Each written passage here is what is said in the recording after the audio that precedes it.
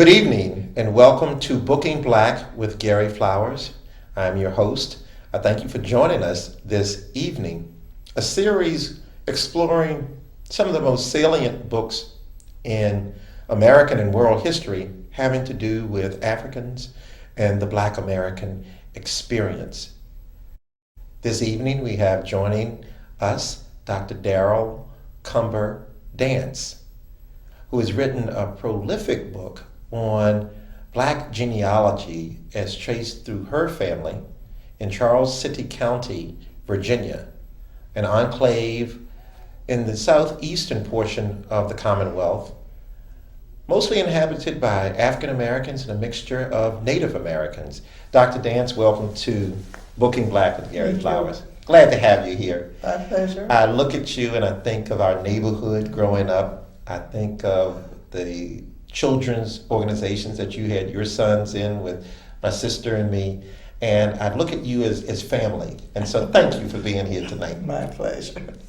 And your book, The Lineage of Abraham, a biography of a free Black family in Charles City County, Virginia, is not your first, but it is the latest in telling the story of your family history. Tell us a little bit about its predecessor book and then how you came to write The Lineage. Well, The Lineage of Abraham was not my very first book. The first book was a collection of folklore. Yes. And that was not exclusively from Charles City. Yes. Charles City was not the focus of the other books. But I realized as I started working consciously on the family history that I had been doing that all of my life. Yes. I grew up sitting on front porches in Ruthville community in Charles City County, listening to stories of aunts and uncles and cousins and my grandmother and my mother. Were you the little girl who just liked to sit around the old folk and hear stories? I can tell you many jokes my mother had about my 80-some-year-old friends, Yes. because I would spend so much time with these people who I always loved stories, I loved history, and I loved hearing about this character, Abraham. Well, you know, you are, and we affectionately call you in Richmond, you're an amalgamation of the Maya Angelou of Richmond and the Zora Neale Hurston. Zora Neale being anthropologist and folklorist, and then Maya Angelou just so prolific and fastidious in your writing. So we appreciate you here, and I'm glad to introduce you to the world. Well, thank you so much, and you shouldn't have mentioned Zora Neale Hurston. I might speak for the next 30 minutes about her. But though I never knew her personally, she was a major figure in my career. Let me give you one quote that's my favorite from Zora Neale Hurston. She said, "I was approaching a traffic light, and I saw the white folk cross the street on green, so I knew the red was for me." Zora was so funny. But of course, she had borrowed that from other. Oh, she did? Okay. I saw it attributed to her, and I always gave her attribution. Absolutely. Yes, so tell us Absolutely. about this Abraham. Yes, I grew up hearing about Abraham.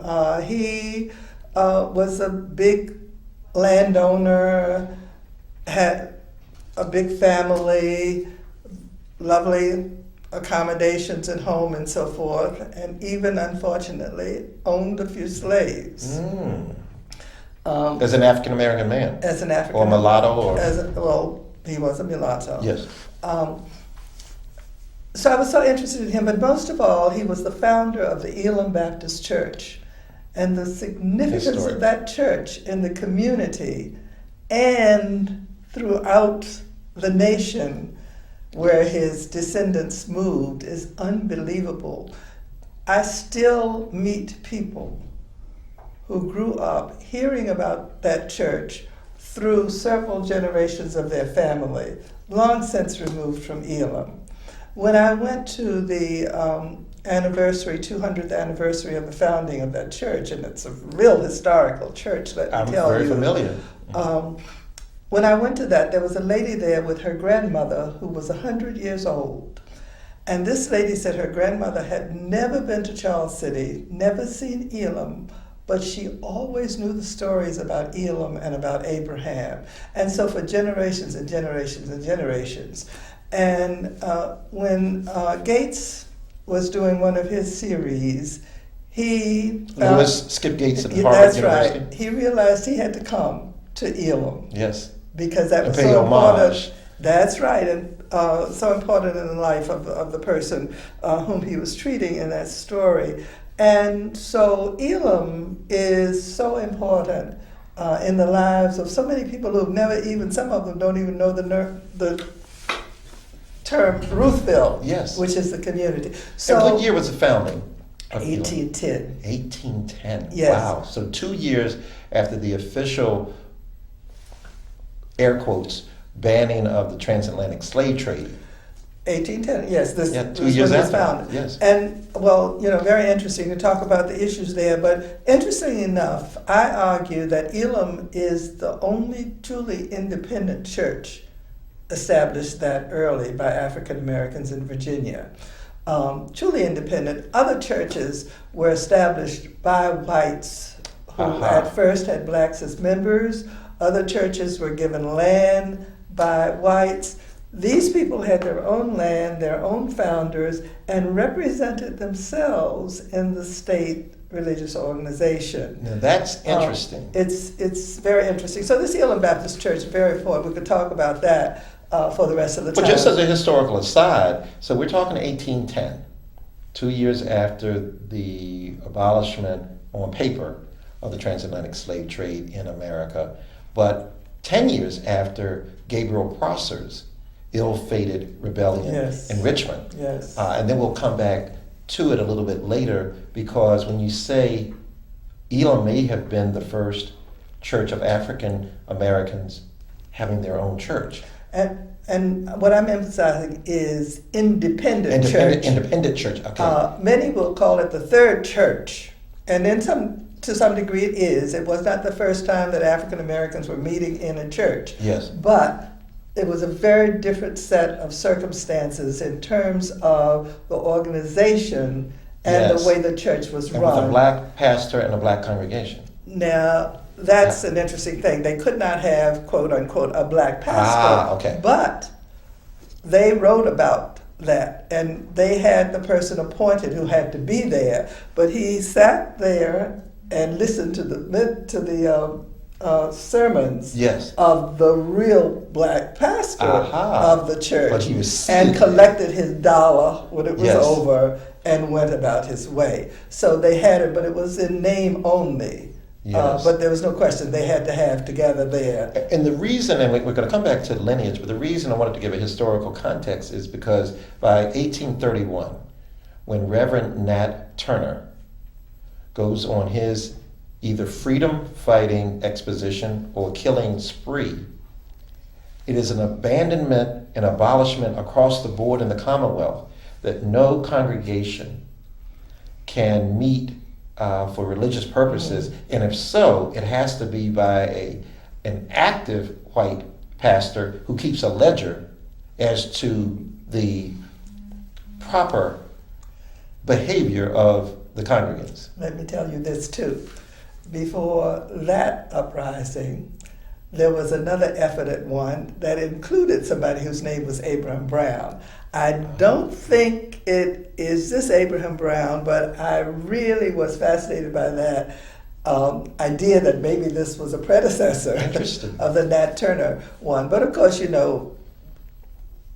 we are always surprised to hear about these uprisings, which were so much more common than we might possibly realize.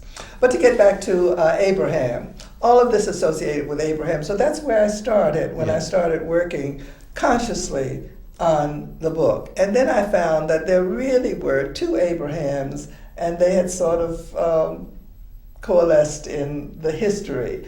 So there's the Abraham who founded Elam, and then his father, Abraham, and some other Abrahams. It's a very common name in in Black America, particularly the East Coast. My family doesn't deal in new names. They pass on the same names over and over again.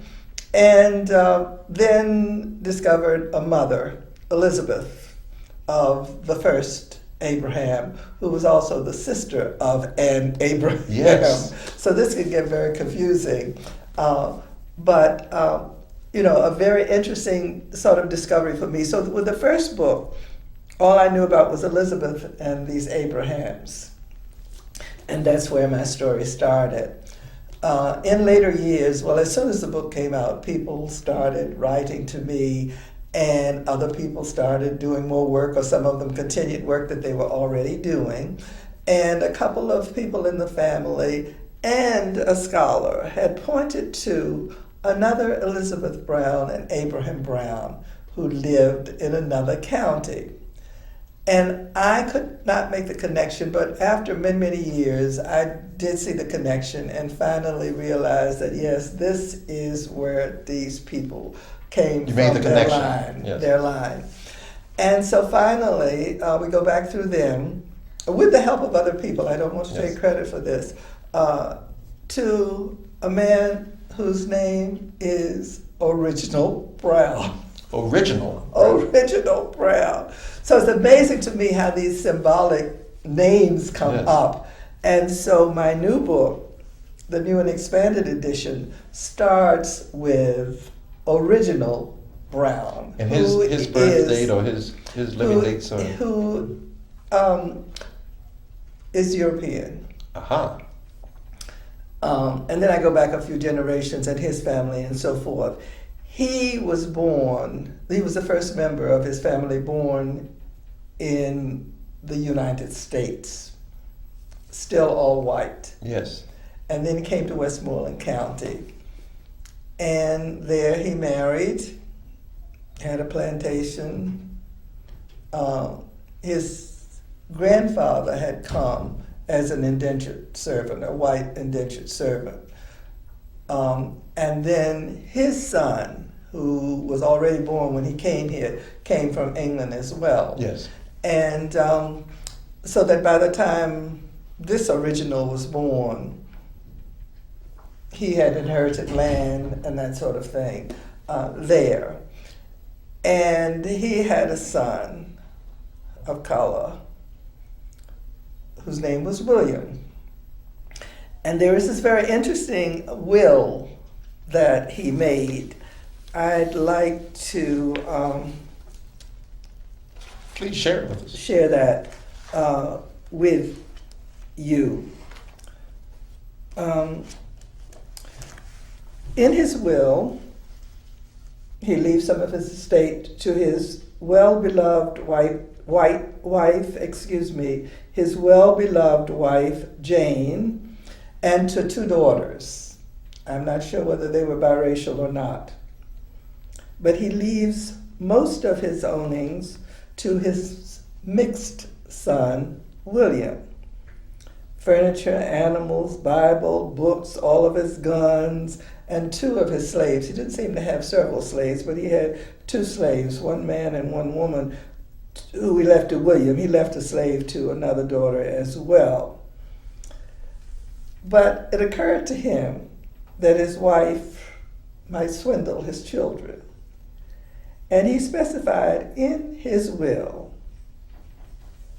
that if his wife, and these are his words, should in any case embezzle, make away, or strive to defraud my said children of any part or parcel of any of the mentioned legacies, then, and then he goes on to name 2 friends who have promised that they will protect these children. I guess that adds new meaning to I'll love you to death do us part. But interestingly, now we all know the stories of what happened in terms of property that was willed to black children and that sort of thing. And the law didn't seemingly protect them very much. But he made careful plans to be sure that there were people there to protect William. So William is, so far as I know, the first black man. I do not know and could not find anything as to who his mother was. But I was going to ask that question. There's no question that she was a black woman. Yes. And so original is the beginning and the end. And it may or may not have been consensual. Of course, that's always the case. And the degree of consensual is an interesting term that's not very clear. You know, you can say okay, but how much can you consent, depending, I have no idea whether she was a slave, she may well have been. The odds And then the are power that she dynamics. was. That's right, Yes. that's right. She may have been a free black woman, I Yes. don't know, and haven't been able to find out anything about her. But at any rate, we've gone back to some of these people, and so we go back here to original, and then pick up the story with Elizabeth. So take us from there. Well, this is a very long story. Yes. But from there, The of highlights. course, they Elizabeth and Abraham, her brother, came to Charles City. Yes. Elizabeth had 3 sons who were indentured servants, and when we find the only records we have is of their indentured, that they were indentured, and then the record when they were freed, and they were freed with a considerable, for the time and for their condition, amount of land. Yes. And Abraham, the first, well, there's the uncle, but his nephew was the first of my Abraham, so to speak. Understand. And then his son, Abraham, inherited from him land and so forth. So there was a bit of wealth for the time of this family. And they were a family that focused on religion and on education. Yes. And it's quite interesting that even before slavery, they were conducting classes, teaching, and they developed schools through the years, and just an amazing family. I'm constantly, this is another reason why I wanted to update the book. I found out so much more about their contributions. I can't begin to tell you how many firsts Yes. there are in this family. Well, there are viewers who are looking at us now with interest on genealogy. And so talk a little bit about your preparation formally and then your process or processes in pulling down the information that now has found its way into a book. Well, Where did you begin? I started without really saying I'm starting to work on this, just listening to these stories.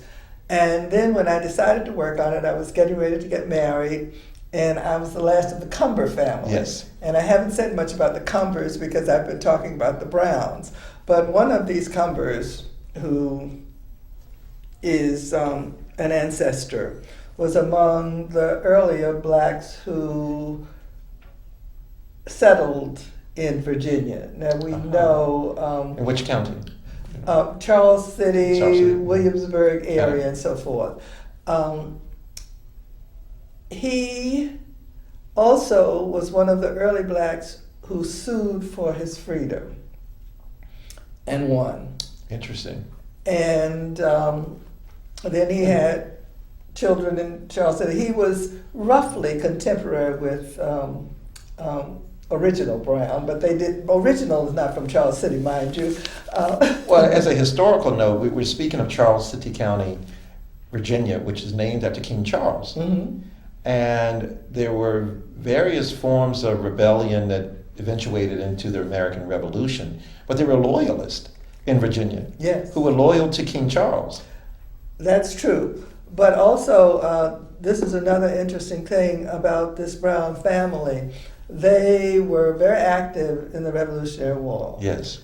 And probably, it's speculated, had the greatest number of patriots in the Revolutionary War from an African American family. Interesting. Yes, there are 26 listed from Charles City, basically from the Elam Baptist Church, who were declared to be patriots in the Revolutionary War. Doesn't mean every one of them fought in the war. Yes. Some of them did, but they were patriots in the war.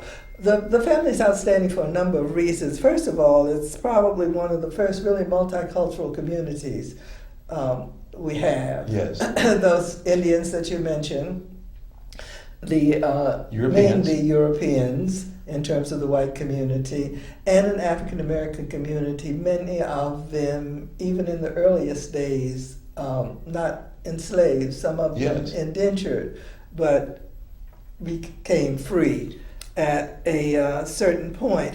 Another interesting thing to note is that the Cumber family, from which this Emmanuel Cumbers was the ancestor, it's one of the few families that maintain their African name through the years. And Cumber is an African name. Cumbo. From what? I'm From assuming Angola. Angola. Interesting. Angola. Because the 20 or so Negroes that were listed who landed at Point Comfort 400 years ago were from Angola.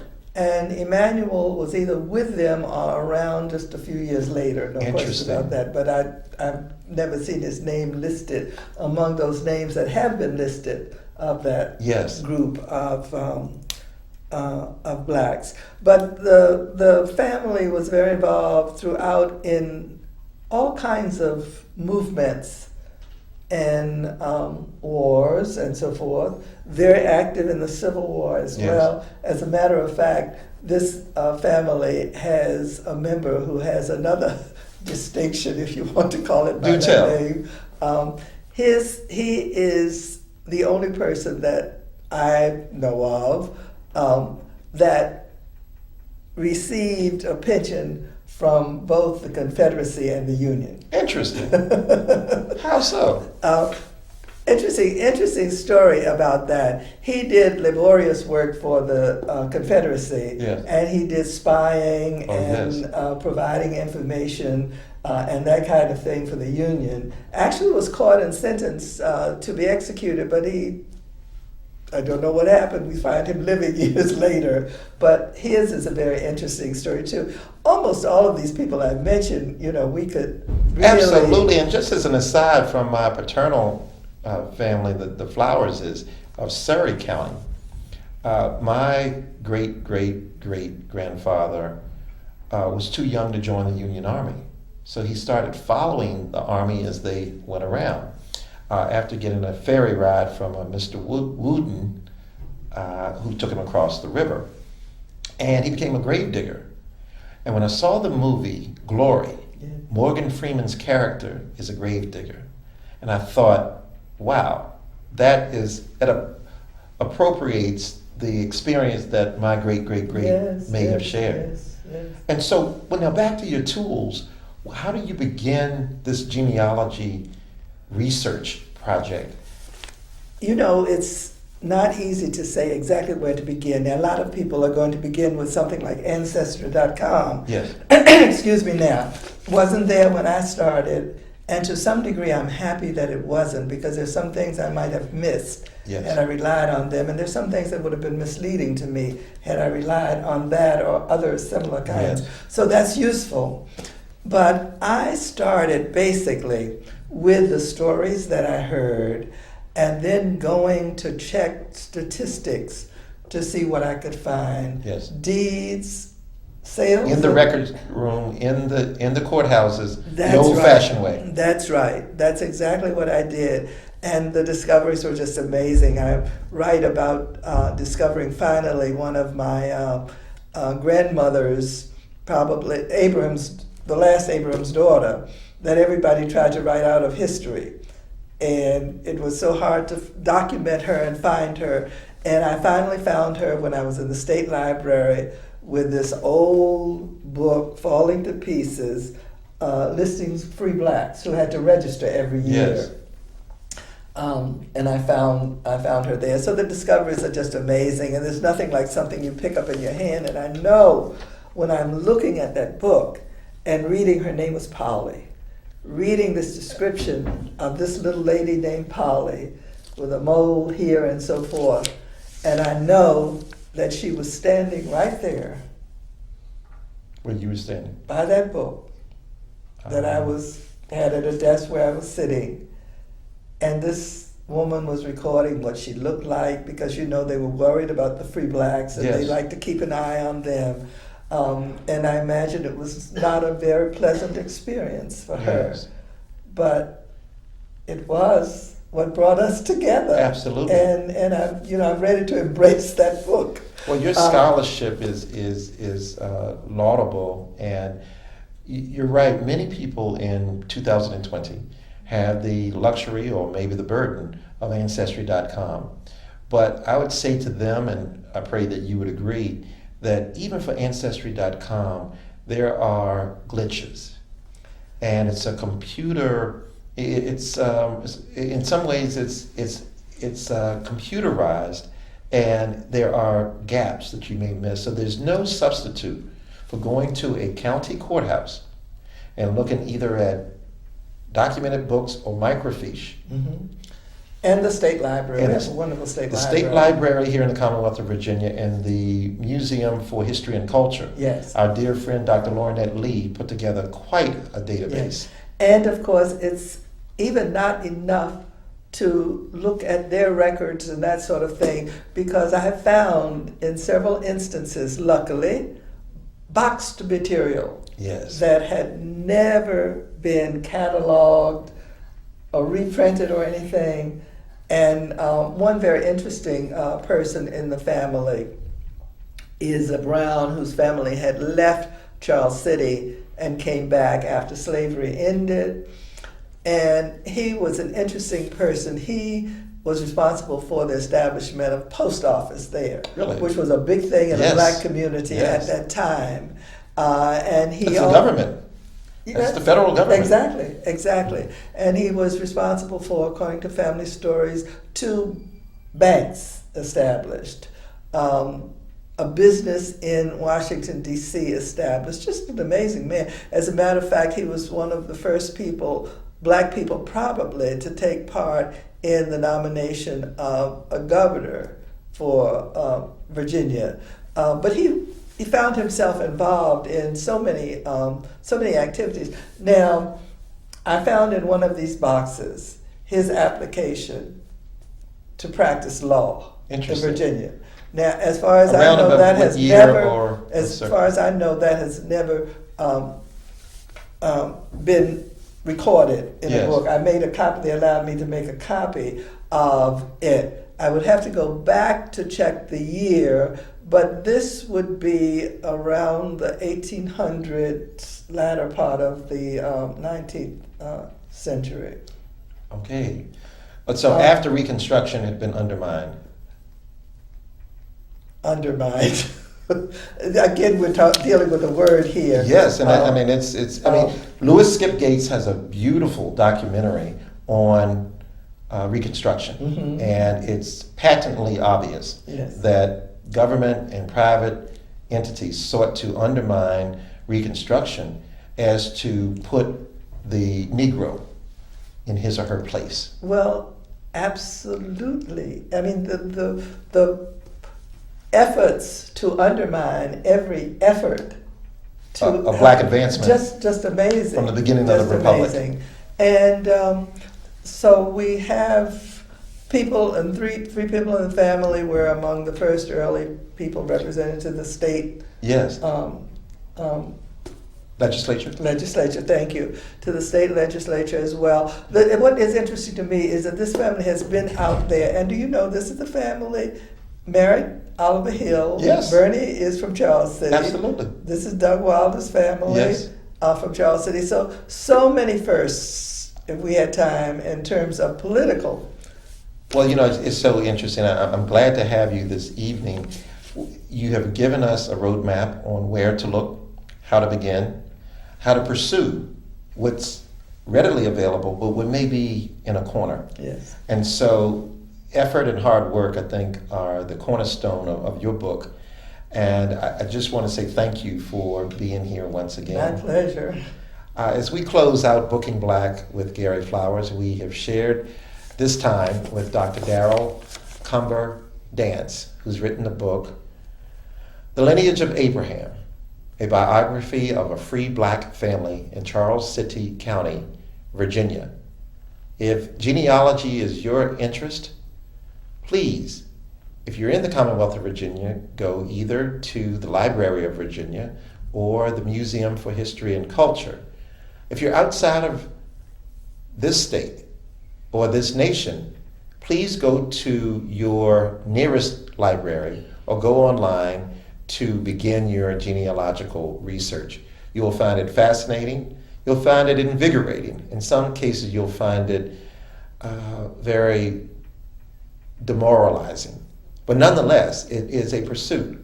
We all need to know from whence we've come, and on that basis, we can help future generations on where they should go. And so, once again, thank you for joining us on Booking Black with Gary Flowers.